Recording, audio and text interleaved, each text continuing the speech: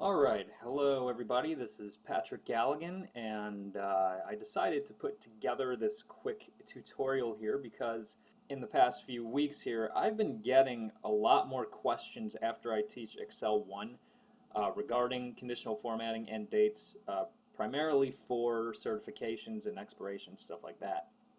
So I've had to explain it on the fly, and it's been a pretty sloppy process. And I thought I would just really put together something really quick and easy, a file, so that I can bring it into Excel 1 and 2. Anyway, I'll go ahead and start this here. Feel kind of weird just talking to myself to a group that's not there yet, but that's my problem, not yours. Before we begin here, let's just have a little bit of an understanding for how dates work in Excel. Of course, we know that in our Home tab, in our Numbers group, we have date formats. Short date, long date, you've got time, stuff like that. If we put in the number 1, okay, and then I put in today's date, and if you didn't know this, there is also a function to keep the date live. So every time you open up that file, it's going to register as the current date. That would be, of course, equal sign to trigger our functions. Today, open parentheses, close parentheses, and now we got today's date. So right here, of course, in A1, I've got just the number 1. If I want that to be a date, so I'm going to turn that into short date, it becomes January 1st, 1900. If I take today's date and I turn that into the regular number format, that becomes 42,431.00. What this tells us is that the first date that Excel can register is January 1st, 1900. And in A2, taking today's date turning into number format, that tells us that's how many days it's been since January 1st, 1900. Okay? So that's just a little bit of an understanding how dates work in Excel. With that, we can do stuff like, here,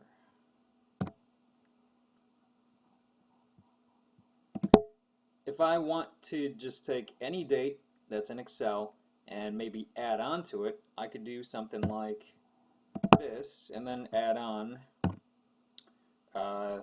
let's see here, 42,000, and it'll give me the date plus the days right there. We could also take any date and subtract the days.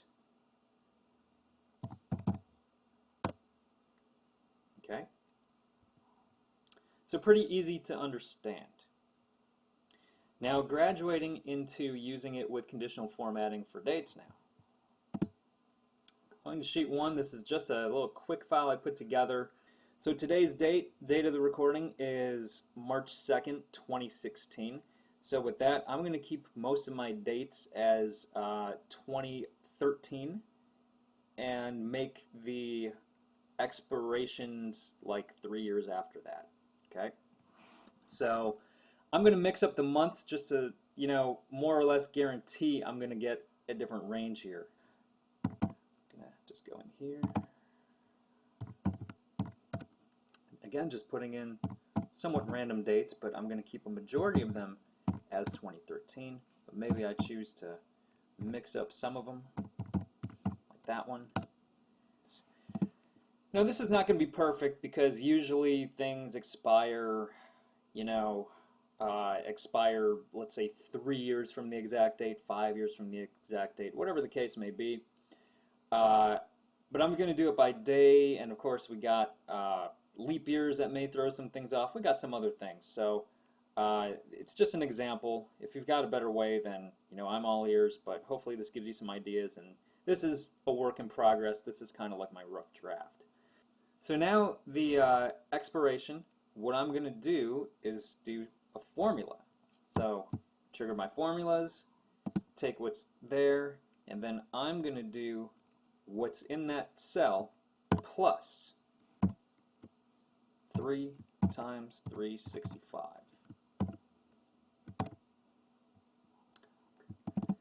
Okay, so now we've got the expiration dates more or less 3 years later.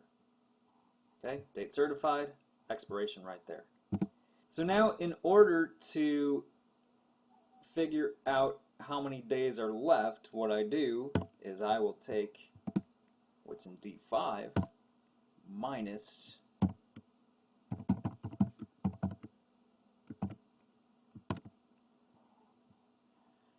got my pound signs, so what I have to do now, because it's trying to register this thing as a date now, I turn it into number, and it tells me that I am 28 days overdue.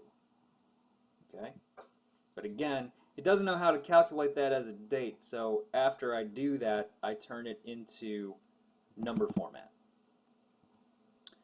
Use my fill handle, and that should tell me, yeah, I mean, look, that first one, totally easy to verify and understand there. So my first one, I'm going to go to highlight cells rules. I'm going to make it less than, let's say 60 days out, or let's go with 61 days.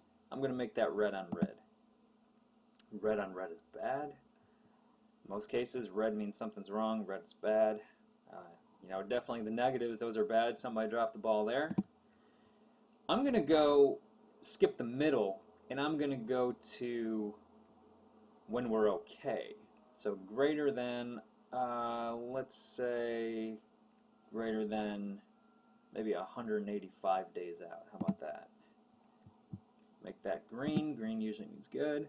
I'm going to say 185, greater than 185 days. So now we've got those two. And now the middle, I've got an option on how I want to do this. Of course, we could do between and make some days. I think what I'm going to do is, in this case, I'm going to make it greater than. You could also do less than. You just pick like the high end or low end. But in this case, I'm going to go greater than. And the first set of rules we had on was 61 days. So I'm going to make a little bit of an overlap, and there will be an overlap because now it's going to be anything greater than 60 days will be yellow. But I'm doing it this way to show something else. Because now my greens became yellow because there's that overlap. But here's the thing. If I go back into my conditional formatting, manage my rules, I have my little hierarchy of rules over here.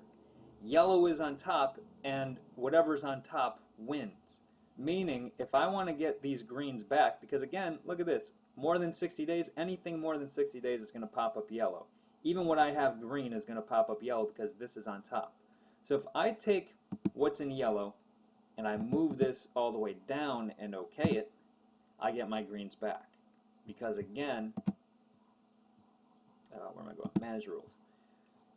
Whatever is on top wins. Okay, welcome back. To you, of course, the person watching this, it looks like a continuation, but it is actually a second day. It's March 3rd instead of the 2nd. I was hesitating to bring this one in because it's a little bit more complicated for beginners, but you know, in case you're searching for a more accurate way, thought I'd add this in. But the point is this. I deleted out the expiration dates. The dates certified are probably different from what we saw previously. If that throws you off, I do apologize. But again, the main point is here in the expiration date. Of course, the easiest way to understand it was the way that I did it in the previous recording, which was to add 365 days. But that adds some interesting differences because it is by day, and if you got a leap year in there, that's going to throw things off a tiny bit. So to be a little bit more accurate, we could use the date function. So what I'll do is I'm going to take the date function, so equals date, and I will take year. I'm going to get the year from C5, close that off, but I'm going to add 3 years to the date right there, or to the year portion of the date right there. Comma month. You can get that from C5 as well, but no change there. Again, going for just 3 years. And then day. Gonna take that from C5, close off my formula, and that should give me